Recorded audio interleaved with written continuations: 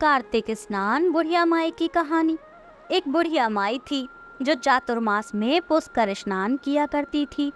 उसके एक बेटा और बहू थे। सास ने बहू को फलाहार बनाने को कहा तो बहू ने खाली टिफिन ही रख दिया।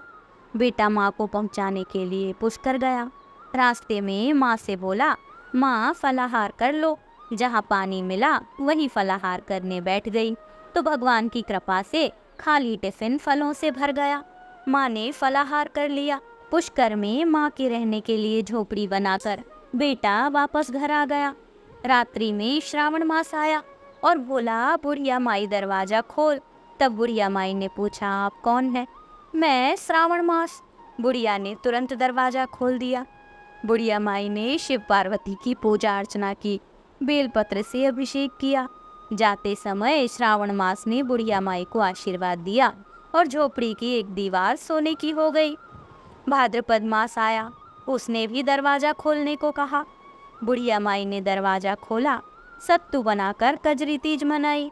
भाद्रपद मास ने बुढ़िया माई को आशीर्वाद दिया और झोपड़ी की दूसरी दीवार भी सोने की हो गई। फिर अश्विन मास आया और उसने भी दरवाजा खोलने को कहा।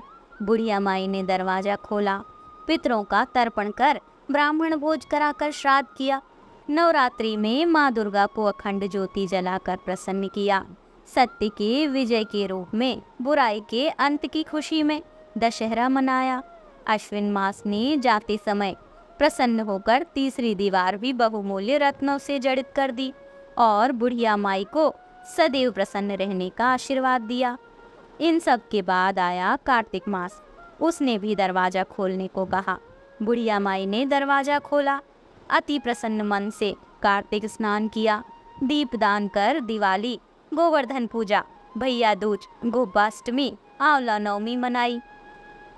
कार्तिक मास ने जाते समय आशीर्वाद दिया और झोपड़ी के स्थान पर महल बन गया।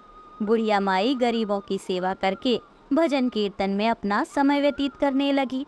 बेटा अपनी माँ को लेने आया तो माँ और झोपड़ी को पहचान न सका तो पड़ोसियों से पूछा। उन्होंने बताया तो बेटा माँ के चरणों में गिरकर बोला कि माँ घर चलो। सारे सामान के साथ घर ले आया। सासू माँ के ठाठ देखकर बहू के मन में लालच आ गया और उसने अपनी माँ को भी पुष्कर छोड़ाने को कहा तो उसका पति अपनी सास को भी पुष्कर छोड़ाया। परंतु बहू की माँ की धर्म कर्म में बिल्कुल रुचि नहीं थी। वह 4 समय भोजन करती और दिन भर सोती। 4 मास आए और चले गए। जाते समय झोपड़ी गिर गई और बहू की माँ गधी की योनि में चली गई, क्योंकि औरत लक्ष्मी का रूप है और लक्ष्मी की तरह चंचल होना चाहिए। भगवान की पूजा और अतिथि का सम्मान और दान पुण्य उसे करना ही चाहिए। बहू ने कहा, अब माँ को ले आओ। जब जवाई सास को लेने गया तो कहीं न मिली। लोगों से पूछने पर लोगों ने बताया कि तेरी सास धर्म कर्म कुछ न करती थी, खाती थी और सोती थी, जिससे वह गधी की योनि में चली गई है। जवाई गधी की योनि में गई सास को बांधकर घर ले आया। उसकी पत्नी ने पूछा, मेरी माँ कहाँ है? तब पति ने कहा, तेरे लालच की वजह से तेरी माँ गधी योनि में आ गई है। बड़े बड़े विद्वानों, ब्राह्मण, ऋषि, मुनियों से पूछने पर उन्होंने बताया कि तेरी सास के स्नान किए हुए पानी से स्नान करने पर उसे मनुष्य की योनि वापस मिल जाएगी। तब बहू ने ऐसा ही किया और उसकी माँ पुनः मनुष्य योनि में वापस आ गई। हे राधा दामोदर भगवान, जैसा बुढ़िया माई को दिया वैसा सबको देना।